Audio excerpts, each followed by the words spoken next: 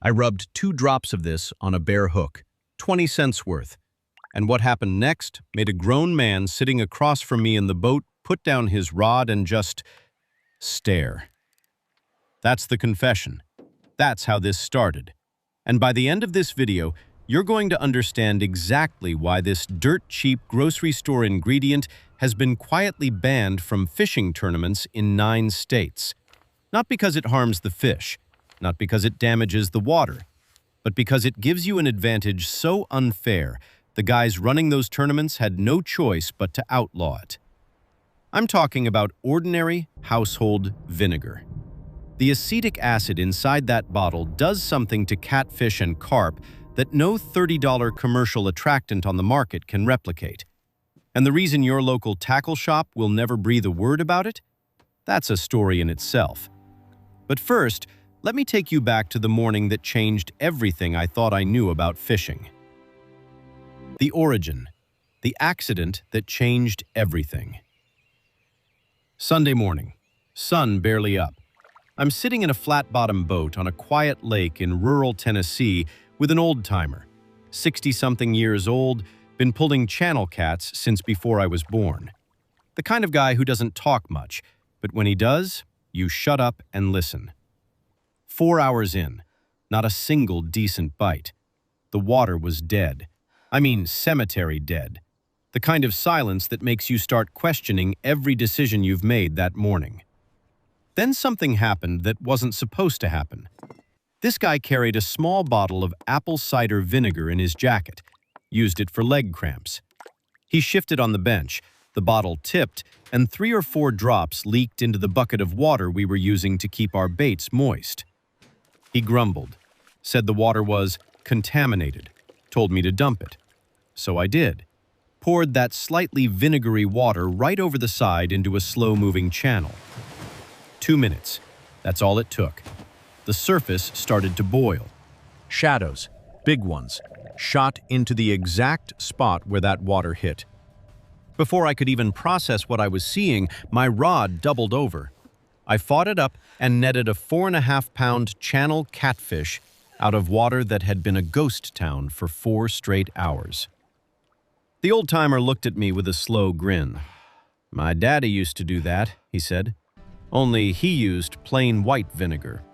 He called it setting the table."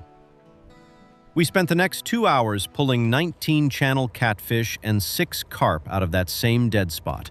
19. After 4 hours of nothing. I drove home with my head spinning. Why is nobody talking about this? Why isn't this on every fishing channel, in every magazine, on every shelf? Today, I'm going to give you the complete answer. The science, the methods, and the one critical mistake that will ruin your spot if you get it wrong. Section 1. The anatomy of a strike. How fish actually find your bait. Before I show you how to use this, you need to understand something that changes the entire game. You need to forget how you experience the world, because fish live in a completely different reality. Close your eyes for a second. Imagine you could taste the water around you, not just with your tongue, with your entire body, every square inch of your skin picking up chemical signals. That's what it's like to be a catfish. A catfish is basically a giant nose with fins. Its entire survival, finding food, avoiding danger, navigating murky water where it can't see 6 inches ahead, depends on one thing: chemistry, smell, and taste. That's the operating system. And here's where it gets insane. A channel catfish can detect a chemical substance at a concentration of less than 1 part per billion. Let me put that in terms you can actually picture. That's 1 single drop of a substance dissolved inside an entire Olympic swimming pool. And the catfish finds it. Research published in the Journal of Fish Biology confirmed that a channel catfish has an olfactory surface area 3 times larger than most fish its size. That's 3 times more real estate dedicated to one job: detecting what's in the water. But it's not just about smelling from far away. When a fish gets close to your bait, the taste system takes over. And fish don't just taste with their mouths. They have taste receptors on their gills, their lips, even their skin. Carp have a specialized organ on the roof of their mouth, packed dense with chemical sensors that acts like a final checkpoint before they commit to eating. When the right chemical trigger hits those receptors, you're not just attracting the fish, you're bypassing every ounce of caution it has and flipping the feeding switch directly inside its nervous system. And that trigger, the one that flips the switch, is exactly what's inside that bottle of vinegar sitting in your kitchen right now. Section 2. The Decaying Plant Mimicry. Why Vinegar is the Ultimate Dinner Bell. Picture this. Late summer. A wild apple falls from a branch overhanging a river in Tennessee. It hits the water, sinks, and starts to rot. As it breaks down, naturally occurring bacteria begin fermenting the sugars inside that apple. And the primary chemical those bacteria produce during that fermentation? Acetic acid. The exact same compound that makes vinegar, vinegar. This isn't some random coincidence. This is the foundation of the natural aquatic food chain. When leaves, berries, persimmons, and fallen fruit decompose in rivers and lakes across the American South and Midwest, they all release organic acids into the water column. And the dominant one, the loudest signal, is acetic acid. To a catfish or a carp, that acid is a neon sign screaming, "Food." It tells them, right here, right in this spot, there's a pile of rotting organic matter, and where there's rot, there's a buffet. Because that decay attracts clouds of midge larvae, crustaceans, and macroinvertebrates, exactly what these fish are built to eat. This isn't a learned behavior. This is hardwired. Millions of years of evolution carved this response into their DNA. It's the same thing that happens to you when you catch the smell of a neighbor's barbecue drifting over the fence. Your mouth starts watering before your brain even registers what's happening. Electrophysiological recordings from the palatal nerves of carp have confirmed it. When acetic acid hits their receptors, it triggers competitive, frenzied feeding. They stop being cautious. They stop being suspicious. They start hunting. So, when you introduce vinegar into the water, you're not adding something foreign. You're perfectly mimicking a signal that these fish have been responding to since before humans even existed. You're speaking their language, and they can't ignore it because their biology won't let them. Now, if this is so devastatingly effective, why hasn't the fishing industry told you about it? That answer is even more interesting than the science. Section 3. The Paylake Underworld and the Tackle Industry's Worst Nightmare. Let me ask you something. If you owned a tackle shop, if your mortgage payment depended on selling $15 lures and $40 scent sprays, would you hang a sign in the window that says, "Save your money, a $1.50 bottle of vinegar from the grocery store does the same thing"? Of course you wouldn't, and neither do they. Walk into any big box outdoor store. Shelves lined with artificial lures, $15 to $100 each. Chemical attractants with slick branding and secret formulas, $20 to $60 a bottle. That's the lifeblood of a multi-billion-dollar industry. Those margins are what keep the lights on. And the big fishing channels, the glossy magazines, they're sponsored by these companies. The editorial follows the advertiser's money. It always has.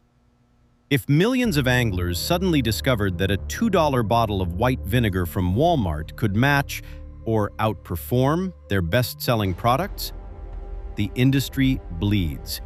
Nobody is going to volunteer that information. But here's the thing. In certain circles, this secret has been out for decades. In the underground world of American Paylake fishing, particularly in states like North Carolina, this is a high-stakes, high-pressure game. Anglers pay to fish in heavily stocked waters.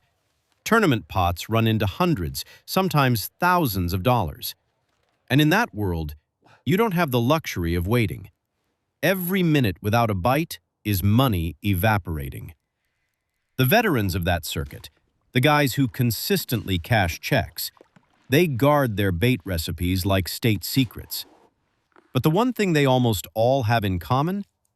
An acid profile in their mix. Because they've learned, through years of pressure fishing, that commercially flavored baits stop working on educated fish. But the fundamental biological trigger of acetic acid? The fish can never learn to ignore that. It's baked into their wiring. The tackle industry knows this. The competitive circuit knows this. The only people who don't know? Regular anglers standing on the bank, spending hundreds on gear that a bottle of vinegar quietly outperforms.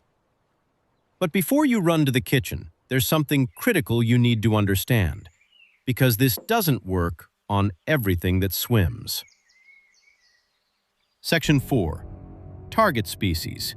Who bites and who runs? This is where most people would get themselves into trouble, because vinegar is not a magic bullet for every fish in the lake. Use it on the wrong species, and you won't just fail. You'll actively push fish away. The response to carboxylic acids is highly species-specific. Studies have shown that for fish like the common roach, acetic acid is strictly repulsive. Dump vinegar near a roach spot, and they will evacuate. Gone.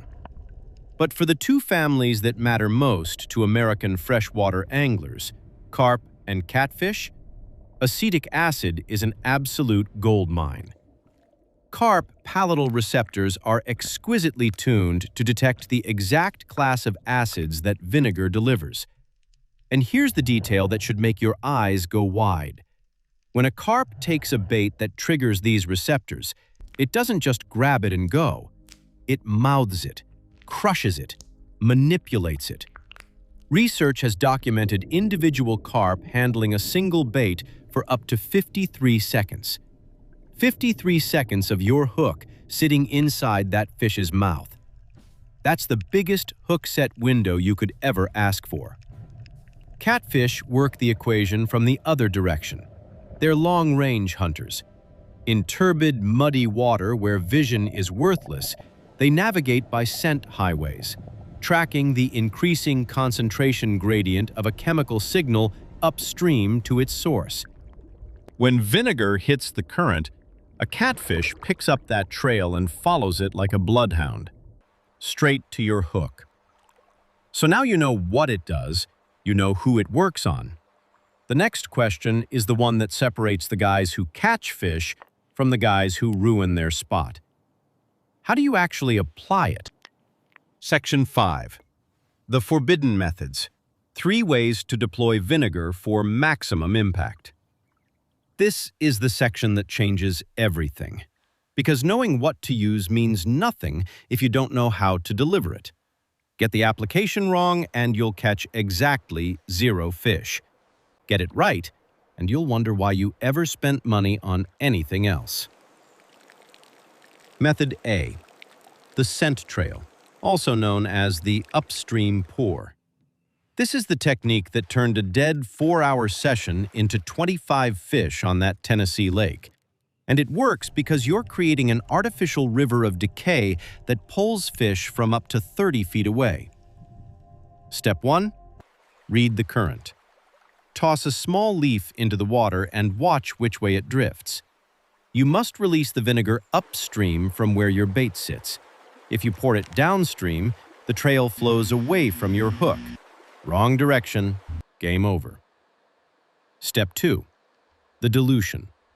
Take a small travel bottle, 6 to 10 ounces.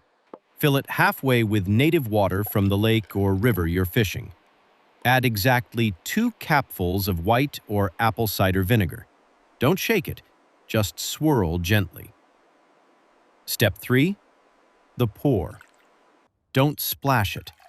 Tilt the bottle at 45 degrees and slowly pour a thin, continuous stream across about 12 inches of surface. Count to 15 while you pour. This creates a microdispersion cloud that the current picks up and carries downstream in chemical filaments, invisible scent highways flowing right past where your bait is waiting. Step 4. The trap. Cast your bait about 6 feet below the point where you poured. The fish hit the scent trail, swim up the gradient against the current, and run face first into your hook. They never see it coming. Method B. The direct hook rub.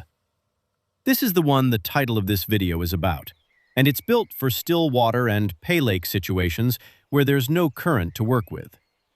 Before you thread your bait onto the hook, place exactly 2 drops of vinegar directly onto the bare metal of the hook. Then mount your bait normally. What this does is layer the signal. As the fish approaches the general scent of your bait and moves in to inspect it, it gets hit with a sharp, distinct burst of acetic acid right at the point of contact. That burst eliminates hesitation completely. The fish doesn't stop to think. Biology takes over and it strikes. 2 drops, that's all. Don't soak the hook. Don't pour vinegar on the bait itself. 2 drops on the bare metal, then bait up. Method C. The base mix inclusion for the advanced anglers. If you're making your own dough baits, boilies, or pack baits, you can integrate acetic acid directly into the mix for a sustained, slow-release attraction that keeps working long after you cast. The golden rule? Precision. No more than 5 grams of acetic acid per kilogram of dry base mix. If you're using eggs as a binder, 1 to 2 grams per egg. That's the ceiling. Go over it, and you cross the line from attraction into repulsion. And here's an insider upgrade the European carp anglers have been using for years. Swap white vinegar for balsamic. Balsamic contains the same acetic acid, but it also carries rich sugars and aromatic esters from the aging process. This creates a multi-layered sensory profile that mimics the complex breakdown of natural plant matter even more convincingly than plain vinegar. It's the difference between ringing a doorbell and playing a symphony. 3 methods, all field-tested, all devastatingly effective.